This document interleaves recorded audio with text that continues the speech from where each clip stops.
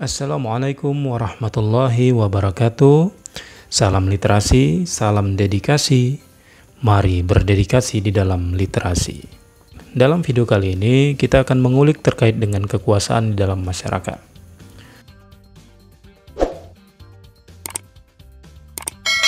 Kekuasaan mempunyai peranan yang dapat menentukan nasib berjuta-juta manusia. Oleh karena itu, kekuasaan sangat menarik perhatian para ahli ilmu pengetahuan kemasyarakatan. Dalam hal ini, saya perlu menegaskan dan menggarisbawahi bahwa sosiologi dalam memandang kekuasaan tidak melihatnya pada sesuatu yang baik atau yang buruk. Pada prinsipnya, kekuasaan adalah sesuatu yang netral. Seperti halnya politik yang bisa dilihat dengan pendekatan klasik, tingkah laku dan pasca tingkah laku, begitu juga halnya dengan kekuasaan. Karena kekuasaan sendiri memiliki sifat yang netral, maka menilai baik atau buruknya harus dilihat dari penggunaannya bagi keperluan masyarakat. Akan sangat berbeda setiap orang yang memiliki tampuk kekuasaan dan menguasai kekuasaan dengan caranya yang berbeda pula.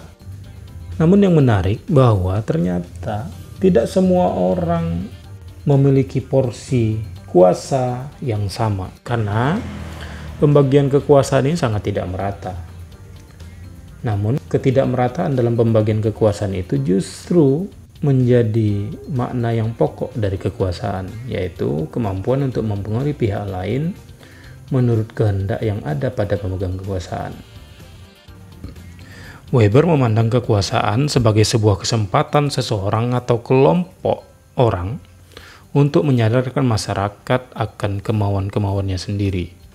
Maka orang yang memegang kekuasaan akan memakainya untuk menyadarkan orang akan keinginan-keinginan orang yang berkuasa tersebut, dengan sekaligus menerapkannya terhadap tindakan-tindakan perlawanan dari orang-orang atau golongan-golongan tertentu. Jadi bagi orang yang berkuasa, dia sangat anti terhadap perlawanan-perlawanan. Maka terhadap orang-orang yang melakukan perlawanan terhadap kekuasaannya, dia akan melakukan perlawanan kembali terhadap orang-orang tersebut. Nah, itu yang dikatakan Weber dalam konsepsinya terkait dengan kekuasaan. Dari konsepsi Weber terkait dengan kekuasaan tersebut, jelas sekali Weber ingin menyatakan bahwa legitimasi itu haruslah dipelihara di mata kelompok yang dikuasai. Menurutnya, kekuasaan menentukan satu kelompok sosial mendominasi terhadap kelompok sosial lainnya. Pandangan ini tentu akan berbeda dengan pandangan Marx terkait dengan kekuasaan yang melihat bahwa kekuasaan bukan bersumber semata-mata dari kekuatan ekonomi atau hubungan pemeliharaan secara privat atas alat produksi. Menurutnya, kekuasaan memiliki beberapa dimensi. Dimensi itu menurut Weber adalah kelas, status, dan partai. Menurut Weber, kelas mengacu pada tatanan ekonomi masyarakat yang dalam hal ini hubungan pasar merupakan sesuatu yang paling utama. Hubungan pasar inilah yang berkaitan dengan pemilikan individual. Sehingga, betapapun perbedaan tersebut, namun konsep Weber cukup berdekatan dengan konsep kelas yang dimaksudkan oleh Marx. Kenapa? Karena dia tetap melihat ada hubungan pasar terkait dengan kekuasaan tersebut. Sementara status mengacu pada cara organisasi masyarakat dalam memunculkan perbedaan. Ini muncul akibat adanya prestis atau kehormatan bagi kelompok individu yang berbeda-beda. Kehormatan atau status sosial bukan hanya diperoleh karena pemilikan kekayaan atau skill atau sejumlah atribut tertentu, melainkan bersumber dari style of life atau gaya hidup yang dipakai oleh kelompok-kelompok masyarakat tertentu. Kelompok status dapat dibedakan dari upaya mereka mengembangkan praktik-praktik yang bersifat eksklusif. Contohnya, seperti berbagai bentuk ritual-ritual, cara mereka mengatur perkawinan, dan sebagainya. Sementara partai adalah cara kelompok untuk mengorganisir diri dalam mencapai maksud dan tujuan hidup. Partai-partai saling berupaya meraih posisi, kewibawaan, dan kehormatan, serta kontrol atas tatanan sosial. Jadi, menurut konsepsi Weber, partai bisa dibentuk atas dasar kelas maupun kelompok status atau gabungan di antara keduanya, dan yang pasti partai tersebut diorganisir dalam sebuah lembaga atau diasosiasi secara langsung untuk dijadikan sebagai instrumen untuk mengejar kekuasaan. Maka kekuasaan tersebut adalah tujuan utama dari partai. Maka yang selanjutnya sering kali terjadi adalah perjuangan untuk meraihnya dilakukan dengan cara-cara yang keras dan otoriter. Namun kontrol atas masyarakat dilakukan partai bukan hanya untuk mempertahankan kekuasaan, melainkan juga untuk mencari keabsahan di mata kelompok yang dikuasai. Dalam istilah Weber, mereka memerlukan legitimasi atas kekuasaan yang dimilikinya. Itulah konsepsi kekuasaan menurut Weber. Maka dibutuhkan sebuah legitimasi agar orang yang dikuasai itu memahami terhadap bentuk-bentuk kekuasaan tersebut.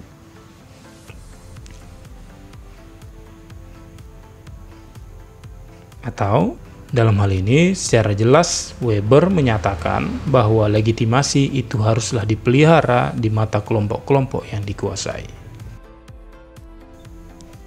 Berdasarkan cirinya, kekuasaan setidaknya dapat kita lihat pada 5 aspek. Yang pertama, bahwa ciri kekuasaan itu jelas menunjukkan bahwa kekuasaan dipakai untuk mengendalikan orang lain. Orang yang memiliki kekuasaan akan memakainya untuk mengendalikan orang lain. Kekuasaan akan dipakai untuk menyadarkan orang lain atau kelompok yang dikuasai terhadap apa yang diinginkan oleh si pemilik kekuasaan. Itulah yang dikatakan Weber sebagai bentuk penyadaran akan legitimasi terhadap orang yang dikuasai. Maka ini akan sangat terkait dengan ciri yang kedua, bahwa dengan kekuasaan itu terlihat bahwa seseorang yang memiliki kekuasaan itu mampu mengontrol pihak lain. Walaupun ada bentuk-bentuk perlawanan di dalamnya, tapi bagaimanapun bentuk perlawanan-perlawanan itu, orang yang memiliki kuasa tentu akan melakukan perlawanan-perlawanan juga terhadap kelompok-kelompok yang melakukan perlawanan tersebut. Maka dilanjutkan pada ciri yang ketiga, wajar sekali dalam kekuasaan itu selalu terjadi konflik-konflik sosial. Ya, adanya konflik dari orang yang mendominasi atau orang yang menguasai terhadap dengan orang yang didominasi atau orang yang dikuasai. Kelompok penguasa dengan kelompok yang dikuasai itu wajar terjadi konflik, atau kalau kita merujuk pada konsepsinya Marx bahwa ketika manusia masih hidup di dalam pembagian kelas, maka konflik tidak bisa dihindari. Dalam kontestasi perebutan kekuasaan, ternyata ini sangat didukung dengan kepemilikan sumber daya. Maka siapa yang memiliki sumber daya yang kuat dan sumber daya yang cukup, itu tentu akan berhasil untuk merebut kekuasaan.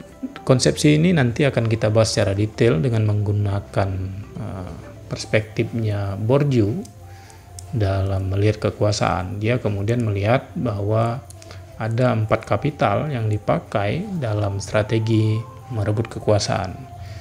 Itu ada kapital simbolik, kapital ekonomi, kapital budaya, dan kapital sosial. Nah, ciri yang kelima dari kekuasaan bahwa walaupun untuk merebut kekuasaan itu dibutuhkan sumber daya, yang dalam hal ini adalah modal, menariknya, besaran modal yang dikeluarkan untuk merebut kekuasaan itu belum tentu seiring sejalan dengan ekspektasi seseorang ketika mendapatkan kekuasaan itu. Artinya apa? Sesuatu yang dikeluarkan belum tentu mendapatkan seperti yang diinginkan. Karena apa? Karena ada mekanisme kompromi di dalam kekuasaan. Kita lihat misalnya dalam kontestasi politik ini sering sekali terjadi kompromi-kompromi kekuasaan. Berdasarkan bidangnya, kekuasaan dapat dibagi pada 6 jenis kekuasaan.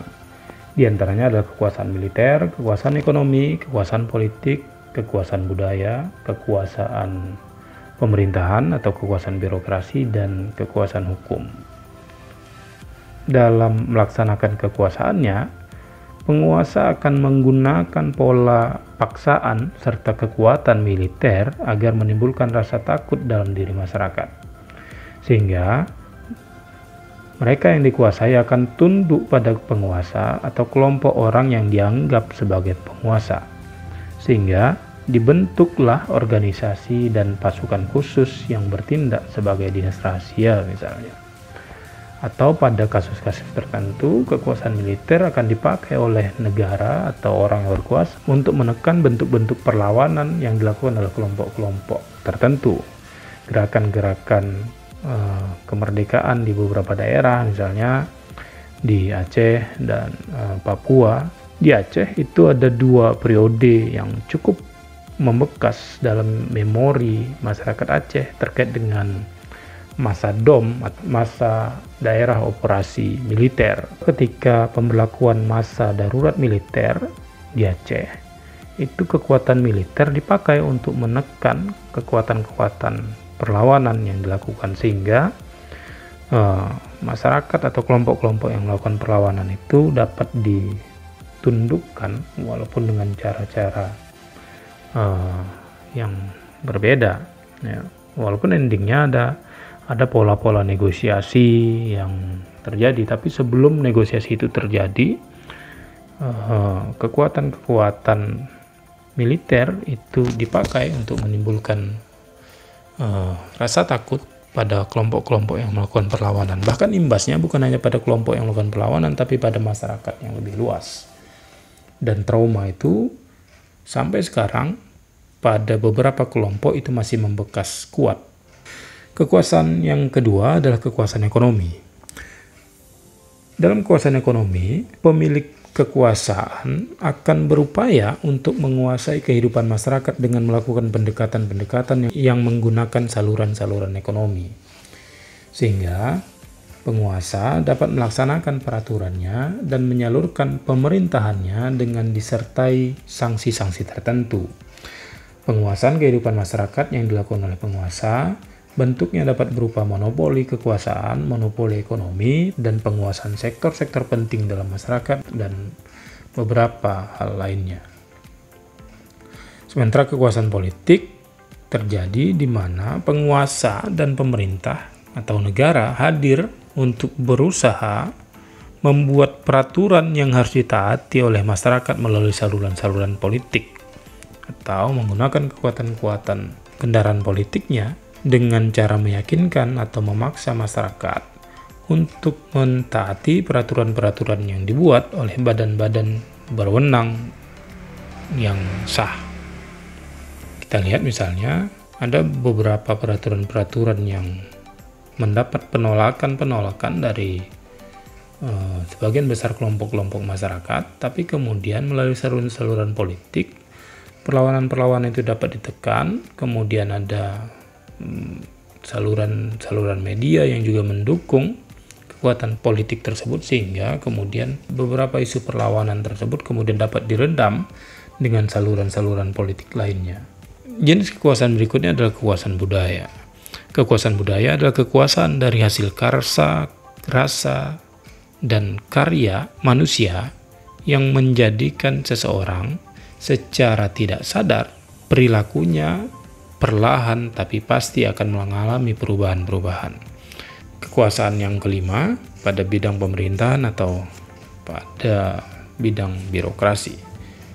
Ini adalah kekuasaan yang para pejabatnya secara bersama-sama berkepentingan di dalam kontinuitasnya. Dalam pemerintahan, kekuasaan publik dijalankan oleh pejabat pemerintah atau para birokrat yang melaksanakan tugasnya sesuai dengan peranan dan fungsinya dalam sistem birokrasi negara.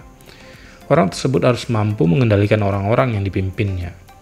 Birokrasi mempunyai 3 arti, yaitu tipe organisasi yang khas sebagai suatu sistem dan sebagai suatu tatanan jiwa tertentu dan alat kerja pada organ negara untuk mencapai tujuannya.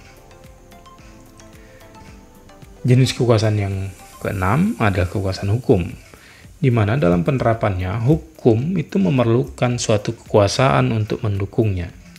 Ciri utama inilah yang membedakan antara hukum di satu pihak dengan norma-norma sosial lainnya dan norma agama.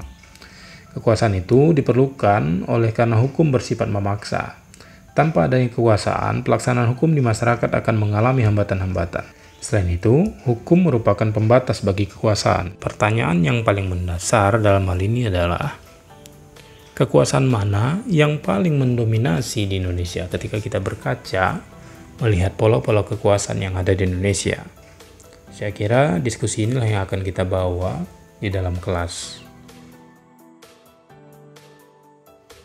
Jika kita merujuk pada sumber-sumber kekuasaan, setidaknya ada 6 hal yang menjadi sumber dari kekuasaan itu. Yang pertama adalah legitimate power, kemudian coercive power, expert power, reward power, referent power, dan legitimasi sosial.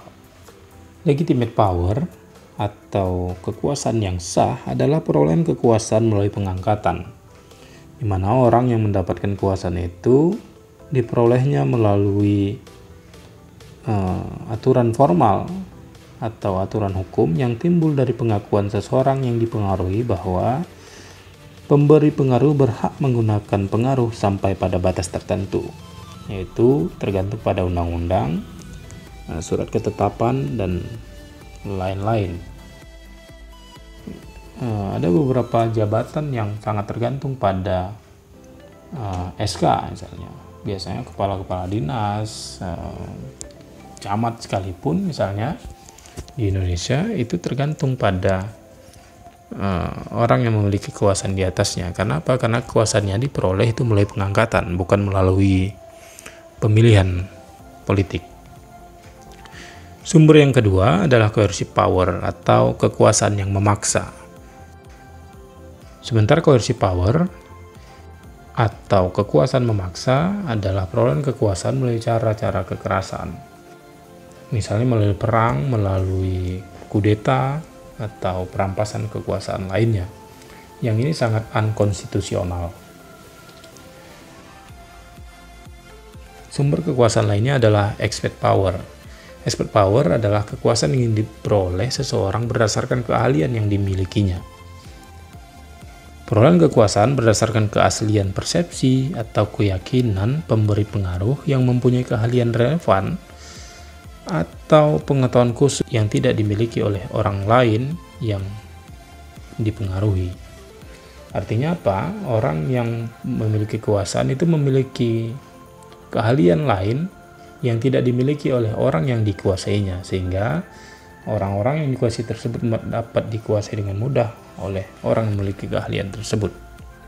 Sumber kekuasaan yang keempat adalah reward power atau penghargaan, bentuk kekuasaan menghargai. Ini adalah kekuasaan yang diperoleh melalui pemberian penghargaan kepada orang lain yang dipengaruhi oleh pelaksanaan perintah misalnya. Sehingga kekuasaan itu diperoleh melalui pemberian oleh orang lain.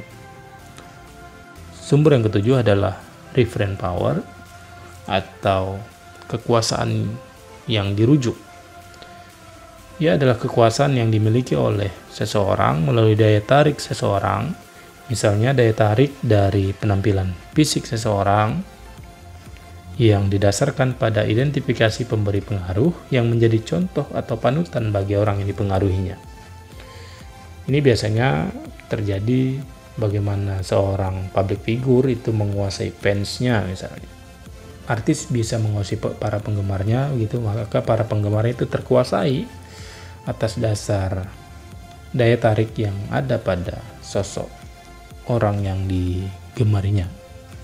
Hal-hal yang sangat berpengaruh pada referent power diantaranya adalah bentuk-bentuk karismatik, kemudian keberanian, simpatik, ya, yang kemudian terbentuk pada pola-pola imitasi dan identifikasi oleh seseorang yang dikuasai terhadap orang yang menguasai. Sementara sumber kekuasaan yang terakhir atau yang keenam adalah legitimasi sosial. Legitimasi sosial adalah kekuasaan yang dimiliki oleh seseorang yang diperoleh melalui pemilihan yang dilakukan oleh masyarakat. Ini biasanya terjadi dalam pemilihan-pemilihan politik misalnya, atau pemilihan-pemilihan lainnya di mana orang yang berkuasa itu memang dipilih oleh orang sehingga dia mendapatkan pengakuan atau bentuk legitimasi sosial.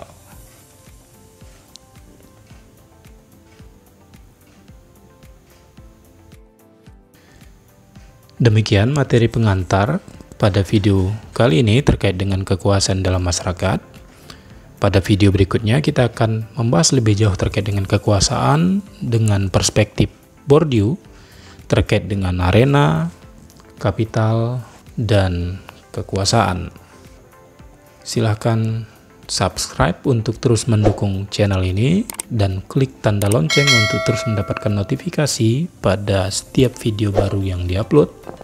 Jangan lupa like, share, dan komen. Terima kasih. Wassalamualaikum warahmatullahi wabarakatuh.